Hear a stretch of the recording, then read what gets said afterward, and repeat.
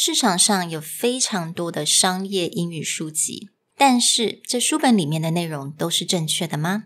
那这个礼拜我们要来探讨正式与非正式的语言。Hello， 欢迎来到 Executive Plus 主管双语沟通力的 podcast。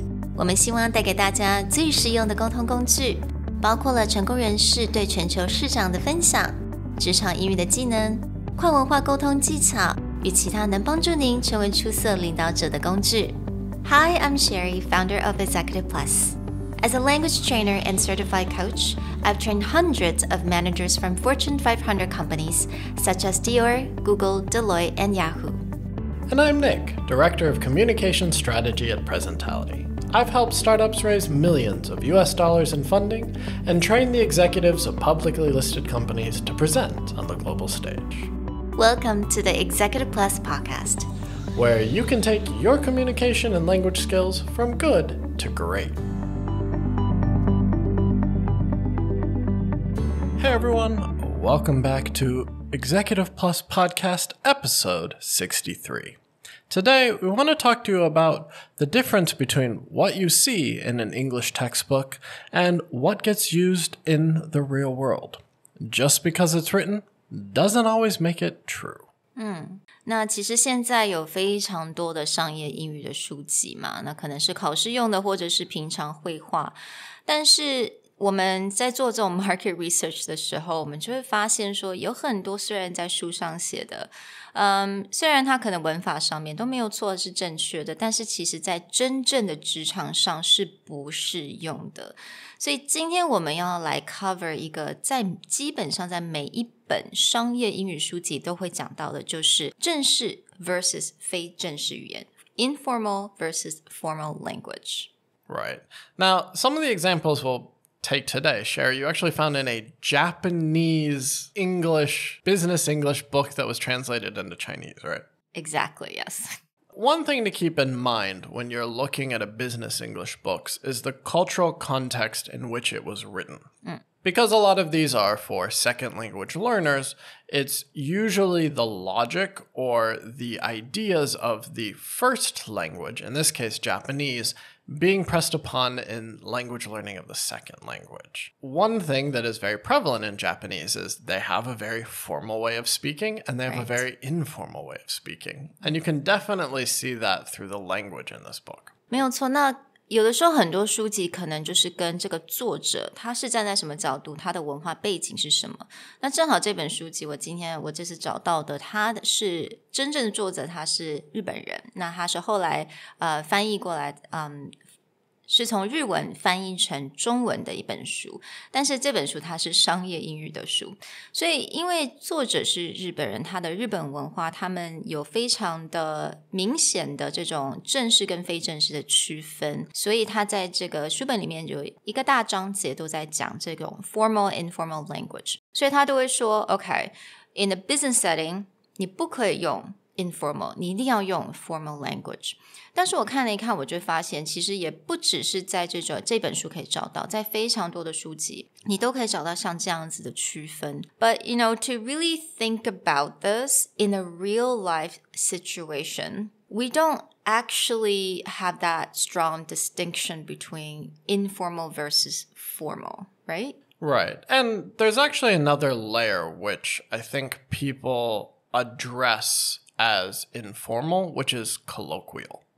When it comes to formal versus informal versus colloquial, there is a line where colloquial is less functional. So, for example, formal would be hello, informal would be hi, colloquial would be what's up. Right? So we're going to remove the colloquial, the what's up side, because yeah, in a business setting, this isn't always ideal unless you have a long-term relationship. But a lot of times the way that we write and the way that we speak can still be professional, but it's not such a fine line between informal and formal. So I would say really the right way to do is you got to make sure your communication is clear and concise. And of course, professional.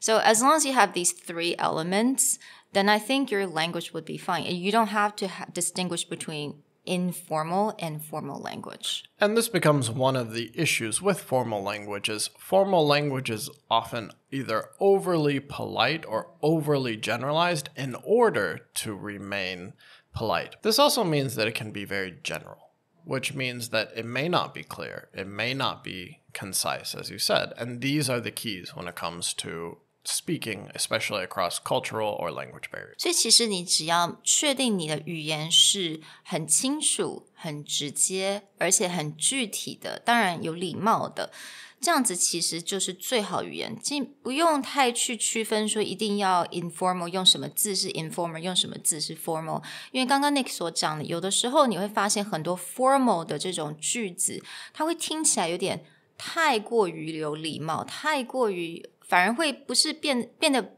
不太具体，变得会非常的 general， 反而会让你觉得你到底在说什么。Right, or your meaning will just get lost when you're trying to be too formal. So let's give them a few examples just as a way to paint this out. One of the examples that was given in the book was that it's too informal to say, I'll think it over. He suggested that we should be using a formal phrase, which is, we will contemplate the possibility. Yeah, that's a great GRE word, contemplate. Exactly. Please let me contemplate that. But in this case, I would actually just recommend saying, I'll think it over, or let us think it over. 因为它是最直接的方式，而且我们真的不需要用到 contemplate the possibility， 它是很咬文嚼字的，你反而不太确定，那你到底是现在是要接下来的步骤是什么？ Right, because with contemplate, it also has a very specific meaning in English where someone needs to think deeply over a long time about a certain problem. So if you say contemplate, someone imagines there's a famous statue, the thinker, where the man just like leaning down, like that's contemplate. But in this case, if they're like, can we schedule another meeting next month? You don't need to be like, let me contemplate the possibilities. You can just say, let me think about it and check my calendar. Very simple. Yeah, 非常简单，非常直接。Or you can say, we will think it through and get back to you soon. Or if you want to, again, show language skill without having to use a big word like contemplate, you can use the word mull. So let me mull it over. This is something you'll hear very often in English. So M-U-L-L. Yes. 其实最直接、最简单的方式就好了，反而他们所这种 suggest 的这种 formal language 变得非常的 general， 而且你会有点搞不太清楚说，那其实你到底要想多久的时间。So the second example that the book suggested that is too informal is thanks for your help. And they turn it into something very fancy to say, we appreciate your professional courtesy. But honestly, I much prefer thanks for your help. Yeah, you can just say, just thanks for your help. If you want to make it a little more formal, you can just, again, thank you for your help. Exactly. 或者你可以说 thank you for your support. That's fine too. 你用了 professional courtesy, 有点感觉是你进去那个 thesaurus 有没有？然后去找Yeah, let me change each Let word. me change help 还有什么其他的同义字可以用 No, just thanks for your help or thanks for your support. That's it. If you do want to be more specific, it's not about changing the phrasing of thanks for your help. It's just add something to be more specific. Instead of saying thanks for your help, say thank you for working so late to make sure these documents get to me. Exactly. Be specific. That's a better way to thank someone, not being more formal. 所以这个时候你反而你如果再更具体一点，你谢谢人家什么呢？你把这件事情你把它提出来。所以similar to what Nick had an example for. So 这个时候反而一定会比这个 Thank you for your professional courtesy 一定会比这个句子再好1000倍。So the last example, 这本书他讲说 OK, 这个太 informal 了，那是什么呢？ Let's start talking about the deal. And the formal version is, shall we engage in our negotiations?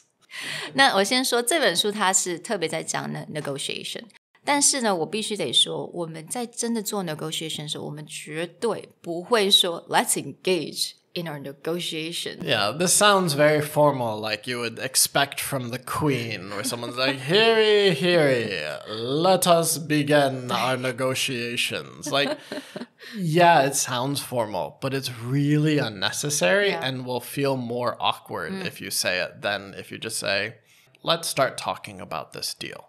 Or let's get into the details. Or you can say, let's begin with this topic, or let's jump right into it. Let's get to the topic at hand. 都是很直接的不同的方式，但是你就不用去提到说这是一个 negotiation。我相信在座的这两个 parties 都一定知道 this is a negotiation， 但是 you don't have to say it, right? Like I think it just makes things very awkward if you just say it. Yeah, most of the time everyone knows why you are there. So it's something as simple as let's begin. Yeah. That's it. Exactly. Everyone knows what you mean.